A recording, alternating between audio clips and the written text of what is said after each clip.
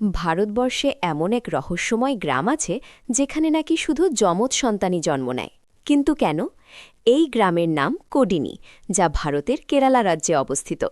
এই গ্রামে যদি একবার যান, স্কুল, রাস্তাঘাট, বাজার সব জায়গায় আপনার চোখ কপালে উঠবে, কারণ এখানে আপনি একই রকম দেখতে অজস্র মুখ দেখতে পাবেন। যেখানে সারা বিশ্বে হাজার হাজার শিশু জন্ম নেয়, সেখানে এই কোডিনিতে যা ঘটে তা সত্যিই অবিশ্বাস্য। মাত্র ২০০০ মানুষের এই ছোট্ট গ্রামে ৫০০রও বেশি যমজ জোড়া রয়েছে, আর এই অবিশ্বাস্য কারণে কোডিনি পরিচিত যমজদের শহর নামে। সবচেয়ে অবাক করা বিষয় হল, অন্য শহর থেকে বিয়ে করে আসা নারীদেরও এখানে যমজ সন্তান হয়। ভাবুন একবার, ১৯০৯ সালে প্রথম যমজ সন্তান জন্ম নেওয়ার পর থেকে এই গ্রামে যমজদের সংখ্যা কেবল বেড়েই চলেছে। রহস্যটা আরও ঘনীভূত হচ্ছে।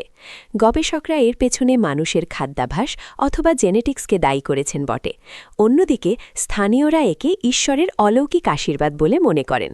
তাদের কাছে এত যমজ সন্তান জন্ম নেওয়া কোনো সাধারণ ঘটনা নয়, বরং অলৌকিকতার নিদর্শন। কিন্তু দাঁড়াও, আসল সত্যিটা কি? কেন এই কোডিনি গ্রামে এত যমজ সন্তান জন্মায়? এর পেছনের আসল রহস্য আজও অজানা।